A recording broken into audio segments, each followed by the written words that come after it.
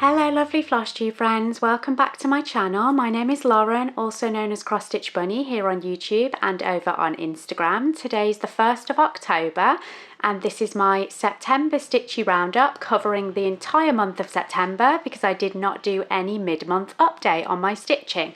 I did do a little Essex Needles retreat video, but I didn't share any stitching. So yes, this is a month's worth of stitching and I have 4 projects to share with you. I have no new starts, I have no finishers, it is 4 whips. So 4 whips to share with you that I worked on in the month of September. A little bit of a whip go update as to where I am with that. And I have a couple of bits to show you at the end related to some really nice new fabrics in my shop. But let's start with the stitching, the 4 whips. So the first whip I am going to share with you is my Curious Tiger. This is a Letistitch kit that will be very familiar to you by now if you are one of my regular viewers. My beautiful rainbow tiger.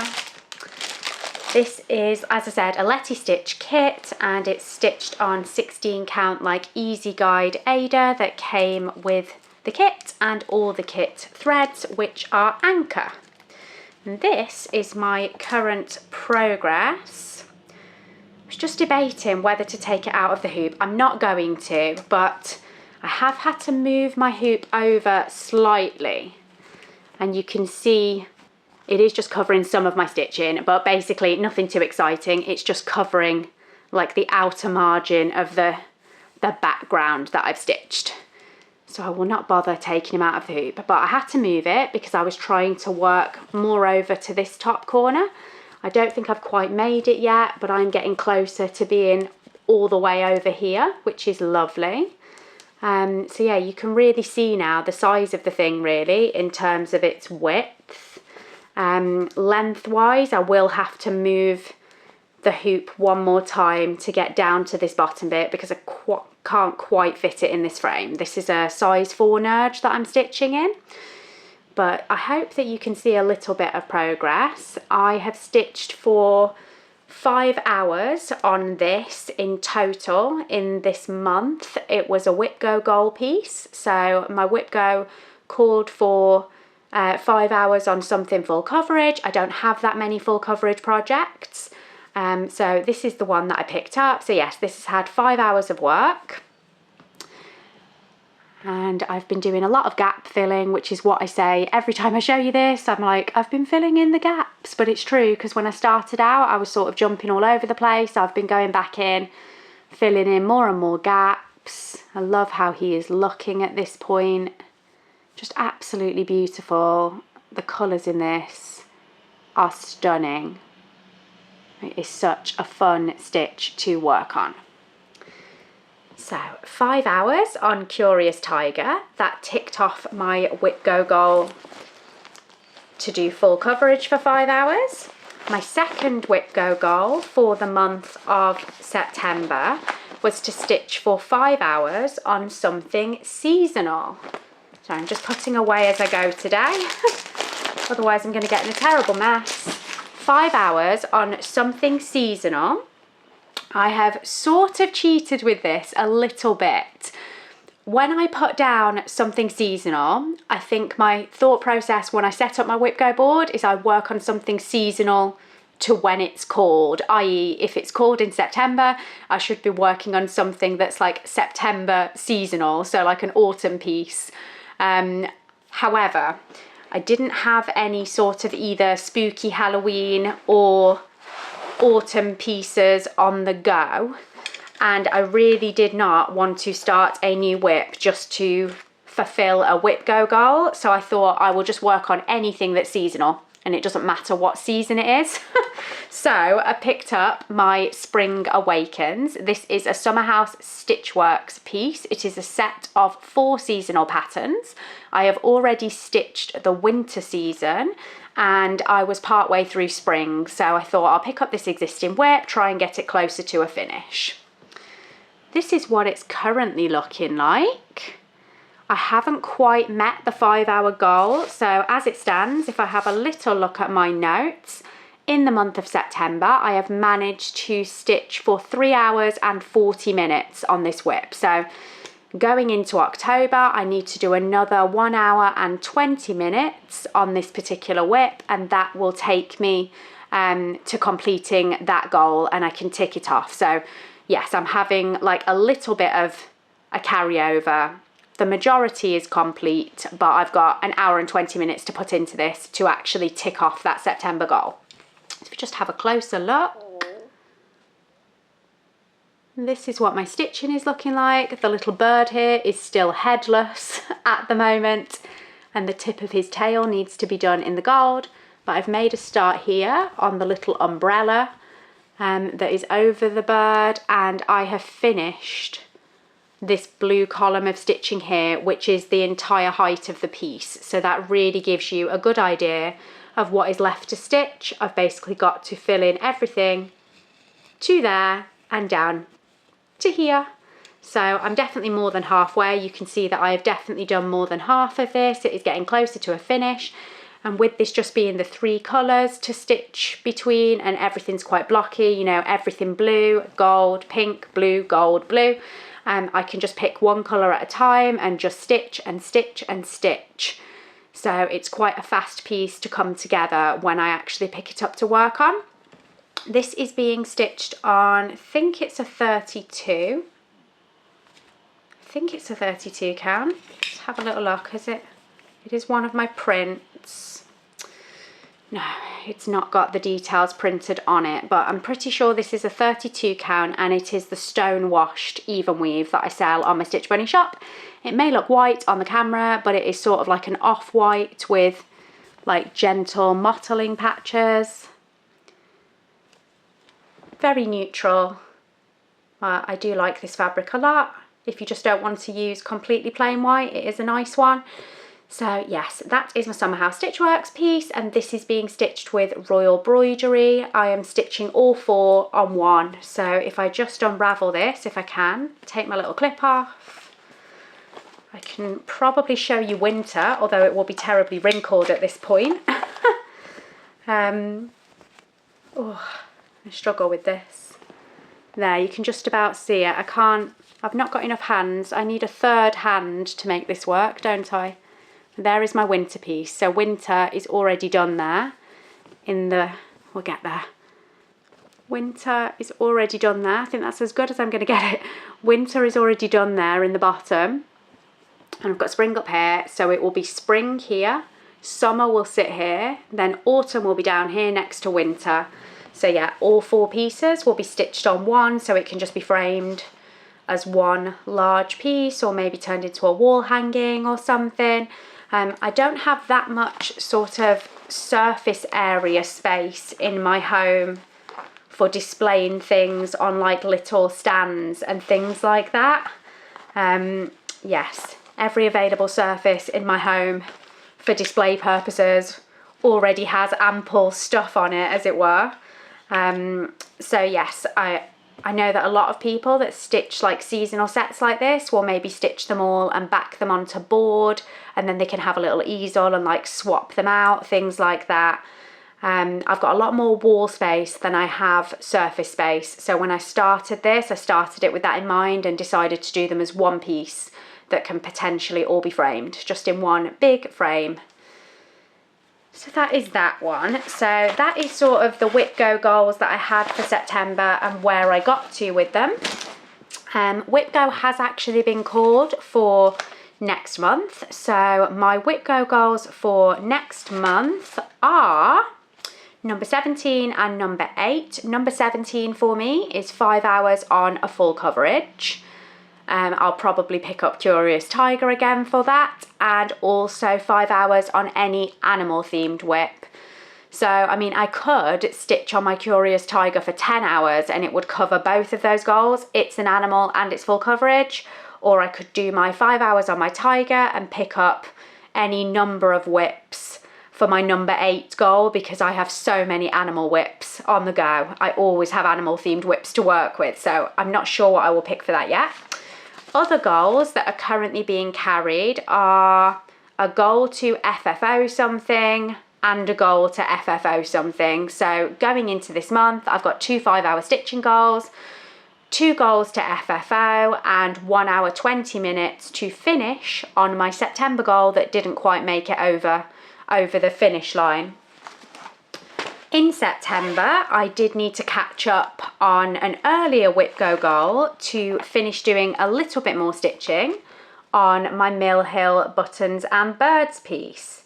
So I had to stitch for something that was already 50% complete, which this was when I picked it up, I think in the August. And this was already 50% complete at that point, and I needed to work on it for 5 hours. I didn't quite make it. I had 30 minutes left to hit my 5-hour goal. Just find a pillow to put this one on, because this one will be very see-through on the paper if I don't. I've lost my board again. So this is how it is looking at the moment, my little Mill Hill stitching bird. There will not be a huge difference in what this looks like since you last saw it, because I only had 30 minutes to do on it, and that is all I have done. I literally picked it up and completed the 30 minutes. Completed the 30 minutes that were required to tick it off for whip go purposes. I think I mostly concentrated on doing a bit more back stitch and detailing. So yes, this will look very similar. It will be very difficult to see progress on this from only half an hour stitching, but nonetheless, small progress is still progress, and there has been 30 minutes stitching on this piece in the month of September. I am stitching this on the perforated paper. It's a Mill Hill kit, and I'm using all the threads that were supplied with it, along with the beads that were supplied when I come to beading it. That is whip number 3. My last whip was a completely random pick, so it was not whip go related or related to any specific goal. It was just something I fancied stitching on, and that was my Bothy Wrendale kit for the Variety of Life, so the beautiful birds. I got quite a bit of lovely progress done on this while I was at the Essex Needles retreat. As I mentioned in my Essex specific video, if that is not one that you have watched, I wanted to take something easy to stitch on when I went to Essex, because I was being a vendor at the retreat. I knew I would be up and down and not get as much stitching done as when I attend a retreat just as a guest instead of as a vending guest. So I thought this was a nice one to have out on the table. It's on 16 count Ada, and I just worked on this the whole time that I was at the Essex retreat. Yeah, I got plenty of nice stitching done on it. This is what it's looking like at the moment. The owl was already complete the last time you saw it, but I am making big strides on what I think over here is like the little sparrow. Making quite a lot of progress on that. It doesn't quite look like a bird yet, but it will soon. So yes, lovely bit of stitching on this. Really happy with how this is progressing. I'm stitching this on the Rendale 16 count speckled Ada that came with the kit and all the kit supplied threads. So that is all my stitching to share with you. What are we on at the moment? We're on, trying to see how long I've been filming. I've been filming for less than 15 minutes, ladies, and that is everything. That is everything to share with you from a stitching perspective. So it's not a lot. I did add up my stitching for September, which I haven't actually done for a while, but I went through and added up how many hours I've done in total in September.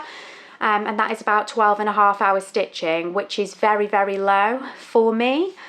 In like a normal month, I can do anything between sort of 45 and even 70 hours. I have been known sometimes to do more than 70 hours stitching in a given month. A busy month for me where I don't have much time for stitching, I will usually easily get at least 30 hours. But sort of upwards of 40 hours is my typical norm.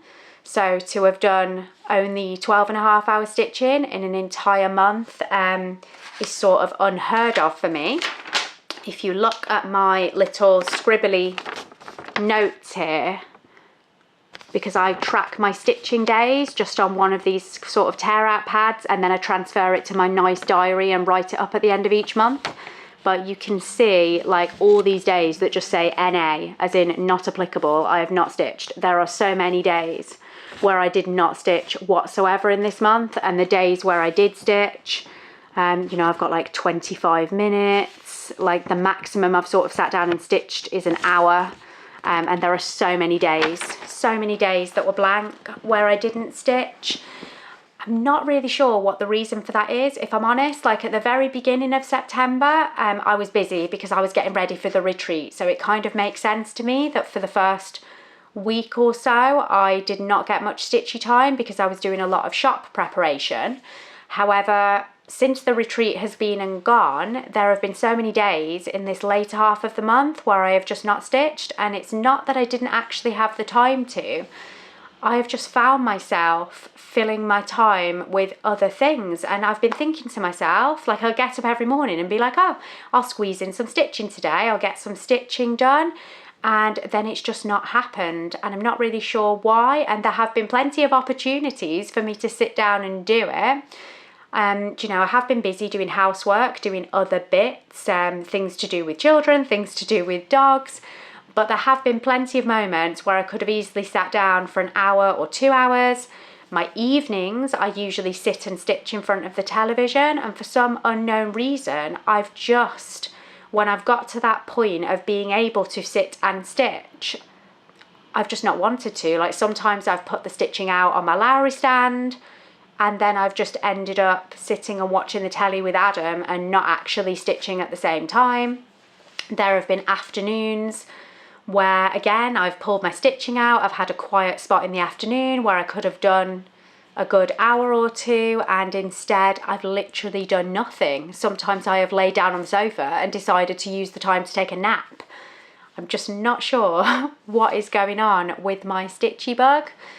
A few days ago, I did post out on Instagram a little cute Christmassy start that I was fully intending to start that day. I kitted it, like put all my threads on the floss straps. I got it all out, got it all ready. I've not started it. I've not put a stitch into it. Yes, I don't know. I don't know what's happened to my stitchy bug. I am just going through a little bit of a phase. I've gone through a bit of a phase in September where I've just not been feeling it. And at the same time, I've been depressed and sad about the fact that I've not been stitching. So it's a bit of a strange one. I'm not sure what's going on with me. I really am hoping to have a better month in October. And I have started using an app called that is my stomach. I'm sorry, I must be really hungry. I have started using an app called the Tusk app, Tusk. It is an organising app. I think there is a paid version, but I just have the free one. And it's an app that I used to use to plan my days and like be productive. Like we're going back a few years ago. And for whatever reason, I stopped using it, ended up deleting the app from my phone and forgot that it existed. And then I just remembered it.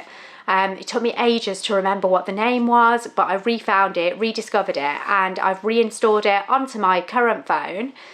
And I've started just over the past couple of days to literally plan out my day with a task list on there, and I find it quite motivating that when I've finished something, I can just like swipe it and it turns green and gives me a lovely big tick and says completed.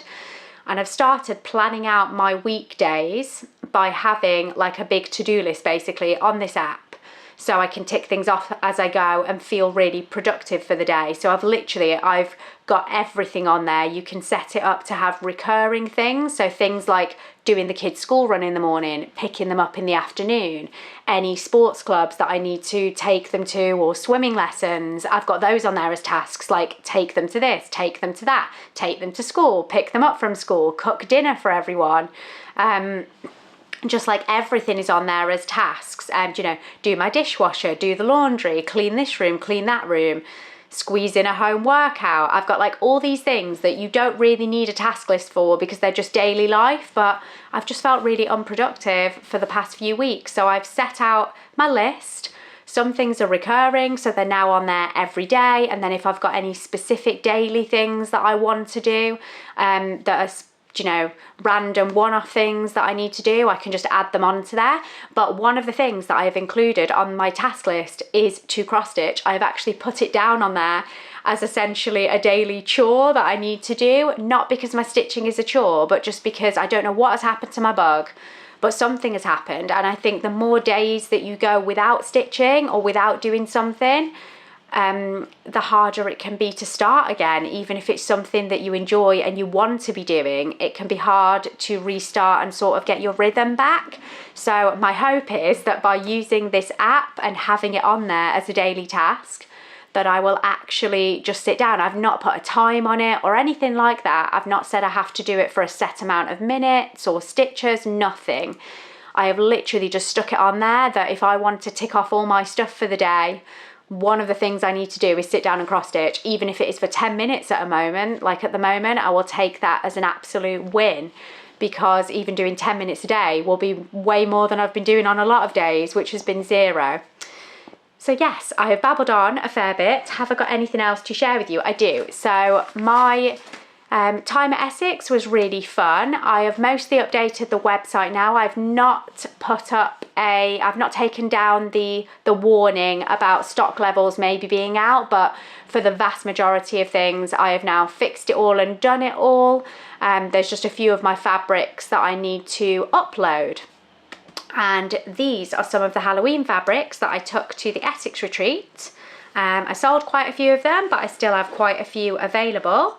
So I thought I would give you a little peek, because these ones are going to go up on my website this afternoon and will be available for online purchase. So the first one is the golden cobwebs. So this is like a grey and gold coloured mottle, and it's then got the white cobwebs printed all over it. Really, really nice piece. Love the colours in this. Obviously very seasonally appropriate for October. So that is one of the lovely prints that I will be listing this afternoon. The second print I will be listing this afternoon is this dark spooky purple print, which I love. Let's open it out and have a look. So this is the dark spooky purple print. And this is really, really lovely. Definitely very spooky, would suit a lot of Halloween whips, but it's also just really nice if you want a purple background. So yeah, I really like that one. It's a very nice colour. Just have like some lighter patches, but yeah, I really like that. And the last one is called Charcoal. This is a more subtle print, but again, it would be lovely for anything spooky. This is like a grey mottle, but it almost has like a slightly greenish grey undertone. I don't know if that will translate very well onto the camera. This is the problem with fabrics. It is looking a little bit lighter. If I fold it over, maybe we will get a better peek at the true colour. Yeah, if I hold it close to the camera, I think it picks it up a little bit better. But this is like a grey with, like I said, like more green undertones. I'll open it out so you can see. So yeah, it's like a lovely mottle, grey with green undertones. Really like this one. Yeah, and it's like just like a lovely charcoal effect. It's very similar to the Overcast Sky print that I already sell, but the Overcast Sky is like a very truly grey print, whereas this is grey, like I said, with a bit of sort of a greeny undertone to it. It's very nice. So yeah, those are the new fabrics that will be going live on my website very shortly. I didn't have time to put them online before I went to Essex, and I thought I would wait to see how many pieces I sold at Essex and then upload the remaining stock onto the website. So I do have a mix of Ada, even weave in all 3 of those colours. So have a look if you like them.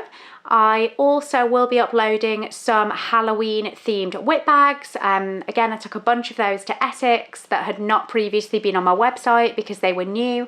and some of the themes, I had like a really nice ghost themed bag, and I think I just sold out of all of those. I don't have a single one left, but I do have some lovely ones with pumpkins and some other spooky themed bags. They will all be uploaded to my website in the next couple of days. So Wednesday, Thursday, they will not be going live today, but Wednesday, Thursday, there will be a fresh offering of Halloweeny spooky whip bags. That is now everything. There was a little bit of haul. I do have a memory of my end of month roundup video for August. I said at the time, I do have some haul to show you, but I'm going to show it next time. It's now been a month and I don't know where that haul has gone. I can't even remember what I bought. I've got a feeling it wasn't loads of stuff. It was maybe like a couple of bits, but I don't know where they are or even what they are. So I don't even know to look through my stash. Like, I don't know what I'd be looking for because I don't know what they were. So yes, unfortunately, I should have just shown it at the time. We are skipping that bit of haul. I'm sure that at some point I will come across it in my stash and realise that it's something I've not shown you. But for now, we are finished for today. I hope that you all have a lovely October and get loads of stitching done. I am really hopeful that I can get my stitchy bug back, and that as a result, I will have something to film and show you in mid-October. However, I will play it by ear, and if my videos end up being monthly for the time being because the level of stitching is just not there, then that's also fine. I'm very much hoping I will see you mid-month though, and I do have a couple of exciting sort of stitchy days this month, or stitchy weekends, that I'm hoping will reignite the bug. I am going this coming weekend to a stitching day in Birmingham, which is for my friend Tan's birthday. Tan is the monogamous stitcher here on Flosstube, so that will be lovely. I'm looking forward to that. It's going to be on a Saturday and just like a daytime thing from quite early in the morning just through to the afternoon. So yes, I will be sitting there and being enabled to stitch by all the other lovely ladies that are attending, so I'm hoping that I will get lots of stitching done on that day. And I'm also attending the No Ban retreat, which is towards the back end of the month, also October. And I'm not vending, I'm just going as a guest. So hopefully, I'm really hoping that if I don't get my stitchy bug back before the No Ban retreat, then when I'm actually at the retreat and I can just sit and stitch for 3 whole days, basically uninterrupted, I'm really hoping that that will get my bug back on track, because I'm missing my stitchy bug. Take care everyone, and happy stitching. I will see you next time. Bye.